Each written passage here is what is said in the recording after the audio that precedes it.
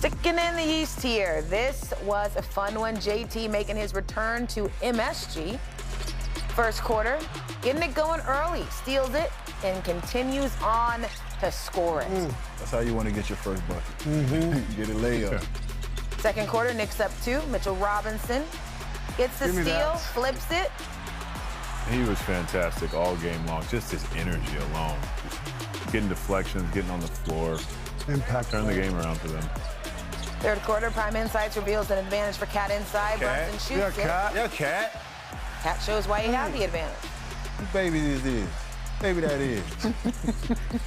Later in the third, Vooch. Big three, Celtics within 1. 30 seconds later, Boston takes the lead, and Payne Pritchard knocks down a 3 of his own. How many threes do you have tonight, Dirk? He had 3. Listen, him and Vucevic playing together, that can be a nice combination off the bench for those guys. Cat knocks down that wide open 3. I'm sweet. Then Josh Hart knocks down the 3, stretches the lead to 5. Then Hart steals it with another 3. What's the celebration? 26 points. I don't know. I've never seen that. I don't know. And the Knicks win an instant classic. Good win for the Knicks. Good win. Great win there. Here are the standings. Remember, if the Celtics would have won tonight, they could have sealed that second spot in the Eastern Conference, but things are still shaking out for the playoff picture over there. But that game was wild. What stuck out to you down the stretch, BG? I thought the Knicks just did a great job of executing, and that's what we want from them. They have so many good players, and you have Brunson to go get you a bucket when needed, but encouraging that Josh Hart steps up and makes big plays. I love the way Cat played in the second half, just so much more assertive. And you gave him a shout out right before the half. He sort of got it going. But, down the stretch, you're going to need everybody. You're going to need people to make plays. And I thought Brunson did a great job of just taking what the defense gives you. The Celtics are going to force somebody to take the shot. They're not going to make it easy for Brunson to take it. So Hart stepping up there was huge. And, we asked them to just, these last 3 games, play consistently, play with effort. They struggled at times, but overall, I thought they had a great showing. I think, what won the Knicks the game was the high pick and roll. Boston never really found a way to guard it. They had Cat going. Cat got a 3 when he popped back. He had a roll. Then they put a smaller on Cat. They put a big on Hart. And then Hart made those big 2 dagger 3s. So Boston obviously has got to find a way, if they meet somewhere in the second round, to guard that pick and roll better. I think here's Brunson making those plays in the pocket. Here, first one was a layup, the second was a wide open 3. So they really just ran a straight high pick and roll and scored every time down the stretch. But give Boston credit. I mean, they hung around without Jaylen Brown. They had guys making plays. Shireman out of nowhere. Pritchard is fantastic. So this is nothing for Boston to hang their heads on. But New York met the plays down the stretch. Derek, we talked about it during the game a little bit, but this felt like Boston not really deploying all their defensive tactics, knowing that more than likely they're going to play them in the second round. I can't see to hang their heads. Would slow the Knicks have not doing. Yeah. Ain't no way in hell Vooch is in the game to get stops down there at the end. There's no way in hell Vooch is in the game to get. Not really deploying all their defensive tactics, knowing that more than likely they're going to play. It's all good. We don't want to see it, Joe. We'll wait till the playoff. You ain't got to show it to us now. But there's no way you have a Vooch in the game to get a stop at the end. Nah. Talk to him. One thing that we talked about this week when it just came to things that Boston could improve on, you mentioned their 3s. You said sometimes they live and die by it. And, of course, you don't want to be dying by it in the playoffs. They were 7 for 41 from 3 the last time these 2 teams met, 16 for 43 tonight. What do you want to see shore up there?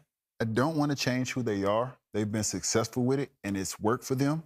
But down the stretch, you have Jayson Tatum. You have the matchup you want when Jayson Tatum got the switch against Brunson, and he drove, and he got 2 feet in the paint. He could have finished that shot over Brunson. He sprayed it to White, who was 1 for 8 and not shooting well that night. These are the habits that they work on as a basketball team. But I think in that particular situation, Jayson Tatum could have scored that and tied the game up and possibly extended that game. But the habits are, once you get 2 feet in the paint, if you spray it, we can get a three. And this is how they play the game of basketball. So I don't want to change the way they play the game of basketball, but there are times where you can go ahead and take the easy too. And I think they go back and forth with those times, and Joe has done a great job. Who am I to criticize that? But in that particular situation tonight, I feel like Jayson Tatum could have exploited that matchup and got that layup or a shot against Brunson instead of spraying for the three to White.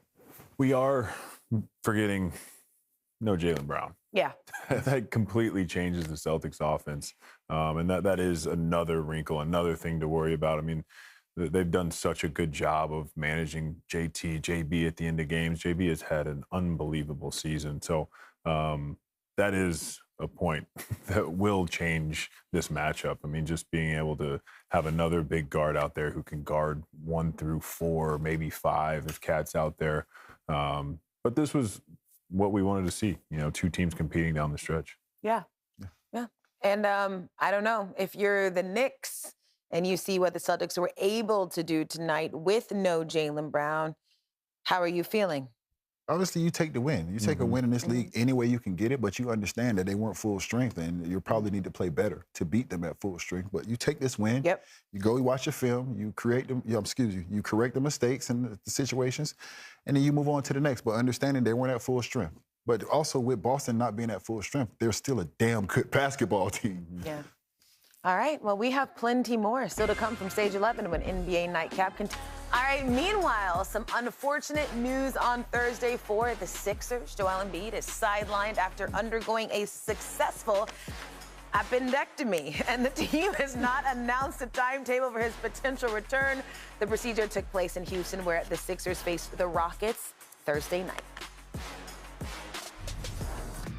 All right, KD and the Rockets hosting Tyrese Maxey and the Sixers. First quarter, Rockets up 3. Jayson rolling downhill, hits the spin cycle, finishes at the rim. Houston up 9, heading to the second quarter. Late in the second quarter, Jayson misses the 3. Amen Thompson is there for the one-handed tip slam. You don't see catch and shoot mid-range as much. I haven't seen one of those in a long time. The two-hand windmill? Yeah. That's a quick hang. The Rockets called it a twin mill on social. Ooh, okay. Little pun. Okay. Sixers made a fourth quarter push. Maxey outruns the defense for a sweet and 1. Philly with a 9 after the free throw. Then it's the rookie's turn. BJ Edgecombe with the super tough bucket. No foul? No foul? Later in the fourth, Rockets up only 5. That's a layup. Racket. I mean, KD knocks down the open 3 to seal it. He had a game-high 29 points, and the Rockets win this one 113-102. Let's talk about the outlook for the Sixers, especially with the Embiid news. Back in my day, we just called it getting your appendix removed. Struggled with appendectomy. Yeah, I struggled with appendectomy. Did I even say it correctly? Yeah, you did. You did. Okay. Did great. Sounded great. Yeah. Thanks, Dirk. I appreciate it. Of course, hate to see any time that Embiid is not on the floor, but now the Sixers are going to have to figure out what this looks like as they go into the postseason. What is the first thing they need to attack, knowing they won't have Embiid for some time, BG? Well, fortunately and unfortunately, they've had time without Embiid, right? He's been in and out of the lineup this season, and they've had a lot of reps, right?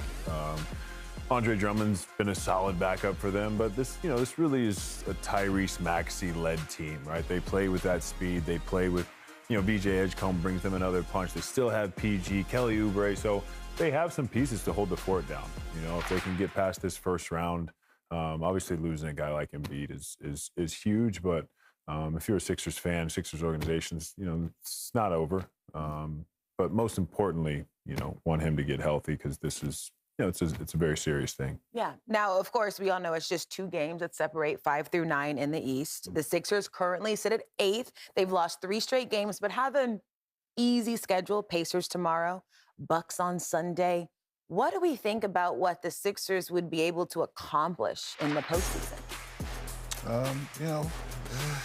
It's going to be tough in that postseason, especially without Embiid. But, I mean, you got Maxey over there. You got Paul George over there. You got guys that have, played at a high level and have been able to score the ball at a high level. Andre Drummond coming in. So they have pieces. They have guys that have been in the playoffs, that have experienced that playoffs, and they have Kyle Lowry. Kyle Lowry's an old, wiry vet, and you never know what a wiry vet can do being in that locker room, breathing life into those guys.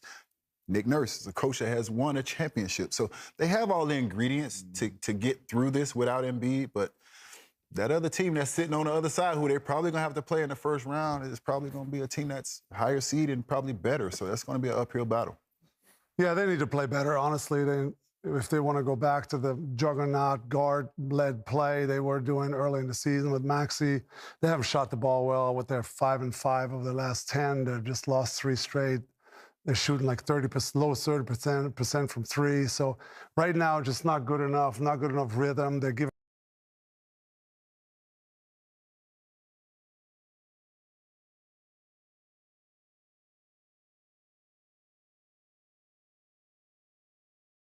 healthy, and then obviously, unfortunate news with Embiid, and I feel like the guy can't catch a break. So very unfortunate news, but we'll see if they can get back to Maxey and Edgecombe speeding the game up again, playing well, shooting the ball well, playing with this swag they had early in the season, and then they're tough to guard. And if they do that and make shots, and Paul George on the weak side as a secondary playmaker, I mean they could be dangerous. But yeah, they need to get it together on both ends. I mean, the East really is chaos, though. I mean, did you anticipate this kind of log jam towards the bottom? And what is this week like when you don't really know what things are going to look like the following week?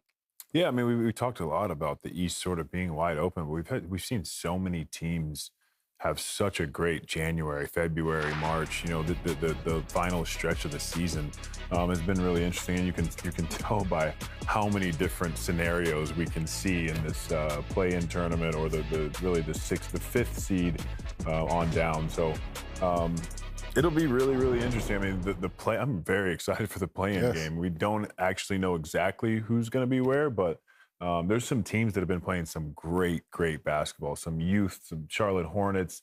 The Toronto Raptors were a huge surprise for me. I mean, they are playing really good basketball. BI is on a tear. So I'm excited. I'm excited just to know the matchups. Yeah. But first, we get free basketball in the play-in game. Yeah, a lot of unknowns, but we're closer. All right, we are right back at it with another big